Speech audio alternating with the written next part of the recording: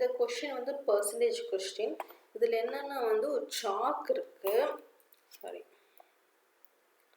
Okay, இதில் வந்து ஒரு சாக் இருக்குது, அதில் வந்து 3 காம்பனன்ட்ஸ் இருக்குது. என்னென்னா வந்து calcium, carbon and oxygen.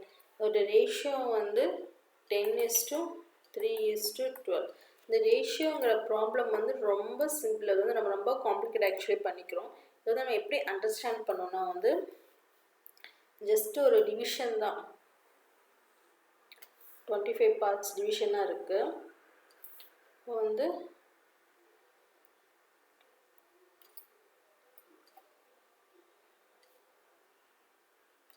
Okay, இது இங்கே வந்து 5 பார்ட்ஸ் இருக்குது. இது வந்து ஏன் நான் 5 பிரிச்சேன்னா, ஃபஸ்ட்டு இங்கே கால்சியம் எவ்வளோ 10 இருக்குது, கார்பன் 3 இருக்குது, ஆக்சிஜன் 12. ஸோ ஆட் பண்ணால் 25.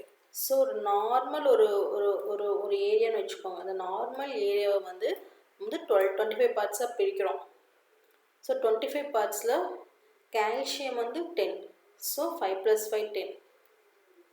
இந்த பார்ட் ஃபுல்லுமே வந்து கால்சியம் கண்டெயின் பண்ணியிருக்கு. நெக்ஸ்ட்டு வந்து கார்பன் எவ்வளோன்னா 3. ஸோ இந்த நெக்ஸ்ட்டு 5 இருக்குது பாருங்கள், இதில் வந்து ஜஸ்ட்டு 3 பார்ட், இது மட்டும் தான் கார்பன் கண்டென்ட். கார்பனோடது இவ்வளோ தான் இருக்குது கார்பன் கண்டென்ட்டே. அப்புறம் நெக்ஸ்ட் இதில் 3னா வந்து இந்த 5ல் ரிமைனிங் இங்கே 2. ஸோ இதில் என்னென்னா வந்து ஆக்சிஜன் கண்டென்ட் பண்ணியிருக்கு. ஸோ இந்த ரிமைனிங் இருக்குது பார்த்தீங்களா, ஸோ இதில் 2வும் இது எல்லாமே வந்து ஆக்சிஜன் கண்டென்ட். ஸோ இதுதான் அண்டர்ஸ்டாண்ட் பண்ணிக்கிறது. டோட்டலாக 25 இருக்குது. இங்கே என்னென்ன ரேஷியோ கொடுத்துருக்காங்களோ எல்லாமே ஆட் பண்ணணும். ஆட் பண்ணுறதுல அது ஒவ்வொன்றும் எவ்வளோ கண்டெயின் பண்ணியிருக்குன்னு அவ்வளோதான். கொஷின் வந்து என்ன கேட்டிருக்காங்க,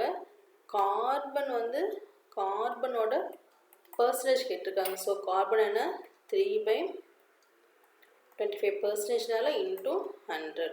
ஸோ 25ல் 4th table is 100. So 4 times வரும். So 3 × 4 which is equal to 12%. So carbon content வந்து 12%.